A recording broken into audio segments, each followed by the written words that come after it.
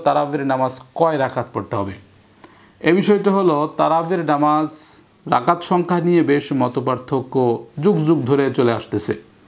তো এই মতপার্থক্যের মধ্যে না গিয়ে যারা 20 রাকাত পড়তে অভ্যস্ত তাদেরকে রিকমেন্ড করব যে আপনারা 20 রাকাতই পড়বেন, কোনো সমস্যা নেই। কারণ সাহাবায়ে কেরাম যারা বেঁচে ছিলেন রাসূল করিম সাল্লাল্লাহু আলাইহি ওয়াসাল্লামের ইন্তেকালের পরে তারা জামাতবদ্ধ হয়ে 20 রাকাত তারাবির নামাজ পড়েছেন বলে অনেক প্রমাণ পাওয়া যায়। কেউ কেউ বিতর্ক উঠিয়েছেন প্রমাণ নিয়ে, কিন্তু সেটা প্রমাণ আছে, অস্বীকার করার কোনো সুযোগ নেই। তবে যারা 8 রাকাত পড়ার জন্য উৎসাহিত করেন তাদেরটাও আমরা ফেলে দিতে পারি না। 8 রাকাত যারা পড়েন বা পড়ার জন্য উৎসাহিত করেন তাদেরটাও ফেলে দেওয়ার কোনো সুযোগ নেই। কারণ রাসূল করিম সাল্লাল্লাহু আলাইহি ওয়াসাল্লাম রাতে 8 রাকাত পড়তেন। কেউ কেউ সেটাকে তাহাজ্জুদ বলেছেন, আবার কেউ কেউ বলেছেন রমজান মাসে সেটা তারাবি ছিল। তো সেই দলিলের আলোকে 8 রাকাত পড়ার জন্য উৎসাহিত অনেকে করে থাকেন। এটা তাদের একটা ইজতিহাদ, এটা ভুলও হতে পারে, সঠিকও হতে পারে। তো যদি সঠিক হয় তাহলে ঠিক আছে, তারা আমল করুক। আর আমরা যেহেতু 20 রাকাতের প্রমাণ পেয়েছি তো আমরা 20 রাকাত আদায় করি, কোনো সমস্যা নেই। দুইটাকে আমরা গ্রহণ করব, দুইটাকে আমরা শ্রদ্ধা সম্মান করব।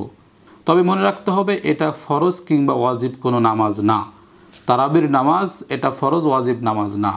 এই নামাজ বেশি পড়লে গুনাহ হবে বা কম পড়লে গুনাহ হবে, বিষয়টা এরকম না। কম বেশি পড়ার যেহেতু দলিল আছে, আমরা 8 রাকাতও পড়তে পারি, 20 রাকাতও পড়তে পারি, কোনো সমস্যা নেই ইনশাআল্লাহ। এটাই আমরা বুঝি। আল্লাহ রাব্বুল আলামিন আমাদেরকে সঠিক বুঝ দান করুন। সেই সাথে বলছি, আপনি তারাবির নামাজে নির্দিষ্ট কোনো সূরা নেই, নির্দিষ্ট কোনো দোয়া নেই।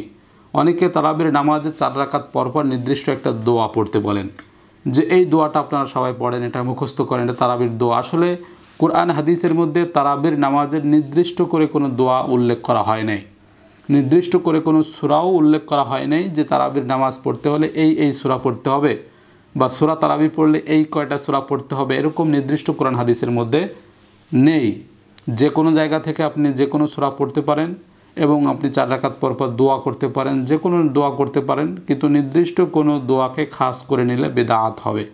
এজন্য বলছি তারাবির নামাজের নির্দিষ্ট কোনো দোয়া নেই এবং নামাজ শেষ করার পরে নির্দিষ্ট কোনো মুনাজাতের দোয়াও নেই।